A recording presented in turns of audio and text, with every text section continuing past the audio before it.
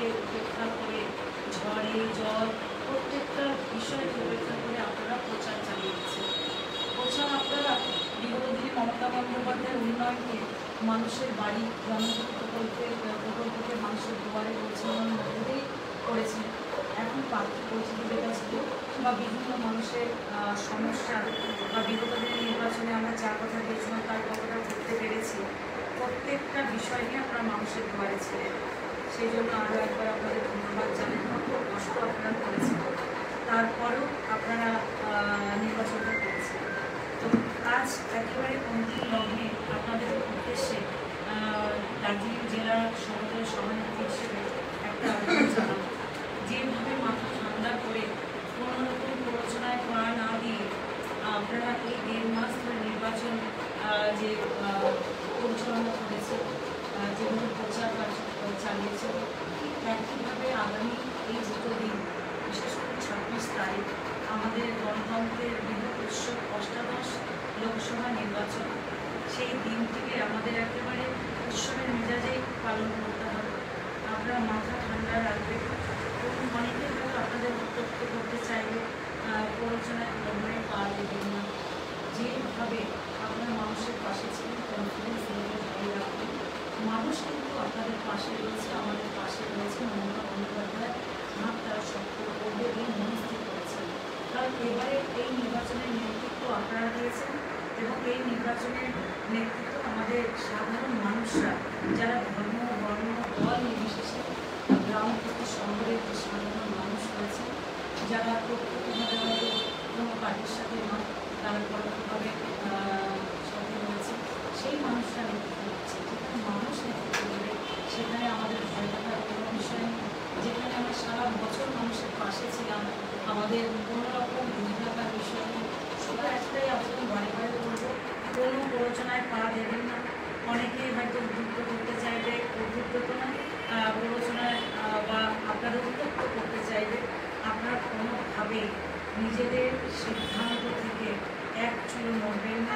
আমরা মাথায় রাখবো, আমরা মাথা ঠান্ডা করে যেভাবে প্রচার করেছি ঠিক একইভাবে নির্বাচনের যে দিনটা আমরা পার করব এবং প্রত্যেকটা বুথে আমরা দেখব যে শান্তিপূর্ণভাবে ভোটটা হচ্ছে কিনা। আমরা সকাল সকাল ভোটটা যাতে করাতে পারি, দিতে পারি, মানুষ যাতে তাদের নিজের ভোটটা নিজে সকাল সকাল এসে কিন্তু ঝড় বৃষ্টির দিন হতেই পারে, সকাল সকাল মানুষ যাতে ভোটটা দিয়ে যেতে পারে, নিজের ভোট যাতে নিজে দিতে পারে, তাদের গণতান্ত্রিক অধিকার যাতে প্রয়োগ করতে পারেন সমস্ত ভোটার সাথে, সেই দিকটা অবশ্যই লক্ষ্য রাখবো। আমরা সবাই আপনাদের পাশে ছিলাম, আছি, আগামী দিন। নমস্কার। নমস্কার, আমি আপনাদের মাধ্যমে দার্জিলিং জেলার সাধারণ মানুষ এবং তৃণমূল কংগ্রেসের কর্মীদের কাছে যে 2019 সালে আমাদের ভোটের ফলাফল উত্তরবঙ্গের সবকটা জেলাতে খারাপ হয়েছিল এবং পরবর্তীকালে বিধানসভা নির্বাচনেও আমরা দুটো জেলা বাদ দিয়ে বাকি জেলাগুলিতেও এবারের নির্বাচন একেবারে আলাদা। এবারের নির্বাচনে আমরা এই কথা জোর গলায় বলতে পারি যে প্রথম দফায় উত্তরবঙ্গের যে 3টি লোকসভা কেন্দ্রের ভোট হয়েছে 3টিতেই আমরা জিতব এবং গত দুদিন ধরে বিভিন্ন মহলের সাথে আলোচনা করে এটা আমার মনে হয়েছে যে আমরা এই আসনে দার্জিলিং আসনেও অনেক এগিয়ে আছি। শান্তিপূর্ণভাবে ভোটটা হতে পারে এবং সবাই যদি নিজের ভোট নিজেরা দিতে পারেন তবে আমরা বিশ্বাস করি যে এবার আমরা এই আসনটায় জড়িয়ে। আমি শুধু আপনাদের মাধ্যমে কথা বলতে চাই যে অদ্ভুত এবার একটা জিনিস আমরা দেখেছি। আমি অনেক দিন থেকে নির্বাচনের সাথে জড়িত আছি, প্রত্যক্ষ এবং পরোক্ষভাবে।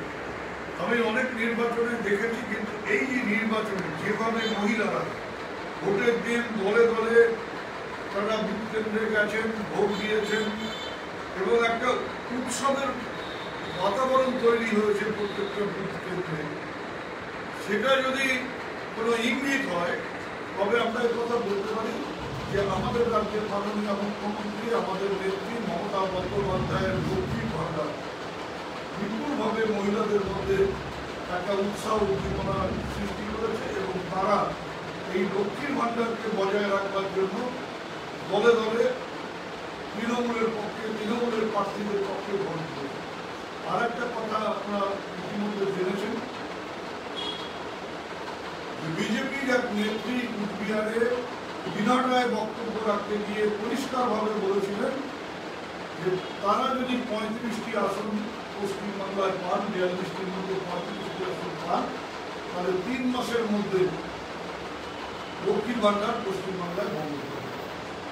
দুটো জিনিস, একদিকে বাড়িতে বাড়িতে গ্রামে মহিলাদের কাছে গিয়ে বলছেন যে বিজেপি যদি পশ্চিমবাংলায় ক্ষমতায় আসে তাহলে লক্ষ্মীর ভান্ডার বাড়িয়ে 3000 করবে। আরেকদিকে তাদের নেত্রী সেখানে বক্তব্য রাখতে গিয়ে বলছে যে 3 মাসের মধ্যে আমরা লক্ষ্মীর ভান্ডার বন্ধ করব। এই ব্যাপারে মহিলারা কিন্তু একেবারে সরাসরি ওদের এই যে বিচারিতা, ওদের এই বিভ্রান্তি সৃষ্টি করা, ওরা যে মানুষকে ভাওতা দেওয়ার যে প্রচেষ্টা, সেটাকে বানচাল করেছে বলেই আমরা মনে করি এবং আমরা বিশ্বাস করি আমাদের 2019-এ উত্তরবঙ্গে যে ফলাফল হয়েছিল সেখান থেকে বেরিয়ে এসে এবার একটা রেকর্ড সংখ্যক আসন আমরা আমাদের নেত্রীর হাতে তুলে দিতে পারবো। আমাদের উত্তরবঙ্গের সাধারণ মানুষ, বিশেষ করে মহিলাদের শুভেচ্ছা এবং আশীর্বাদ। আমরা চাই শান্তিপূর্ণভাবে ভোট হোক। আমরা দেখেছি প্রথম দফায় 3টি কেন্দ্রেই 2-1টি বিচ্ছিন্ন ঘটনা ছাড়া শান্তিপূর্ণভাবে ভোট হয়েছে এবং আশা করি 26 তারিখ বাকি যে 3টি কেন্দ্রে ভোট হবে, 26 তারিখে যে 3টি কেন্দ্রের মধ্যে অন্যতম দার্জিলিং, রায়গঞ্জ এবং বালুরঘাট, এই 3টি কেন্দ্রে শান্তিপূর্ণভাবে ভোট হবে এবং আমরা 3টি কেন্দ্র বিপুল ভোটে জড়িয়ে হবে।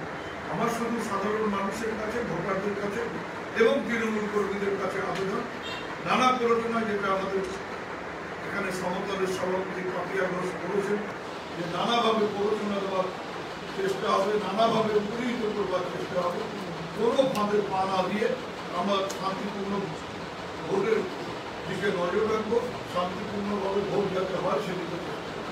আপনারা দেখেছেন প্রথম দফার ভোটের দিন আমাকে গৃহবন্দী রাখবার জন্য মামাবাড়ির আবদার করা হয়েছিল নির্বাচন কমিশনের কাছে। নির্বাচন কমিশন ওদের সেই আবদারে সাড়া দেয়নি, তার জন্য আমরা খুশি। কিন্তু আমি ভোটের দিন দেখলাম যে যারা আমাকে গৃহবন্দী রাখবার জন্য আবেদন করেছিলেন, সকালবেলা 2-1টি ছোটখাটো গোলমাল পাঠিয়ে দিয়ে তারা 100% শান্তিপূর্ণভাবে ভোট হওয়ার ক্ষেত্রে বাধা সৃষ্টি করলেন এবং পরবর্তীকালে নিজেরাই গৃহবন্দী হয়ে থাকলেন, নিজেরা আর বাড়ির বাইরে বেরোতে পারলেন না।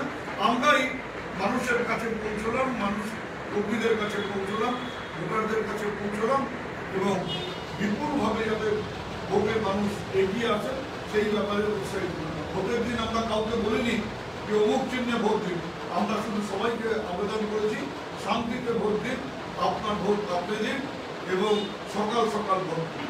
আমি আজকেও আপনাদের মাধ্যমে দার্জিলিংয়ের ভোটারদের কাছে আবেদন করব এই কথাগুলি, সকাল সকাল ভোট দিন, নিজের ভোট নিজে দিন, শান্তিতে ভোট দিন। নমস্কার।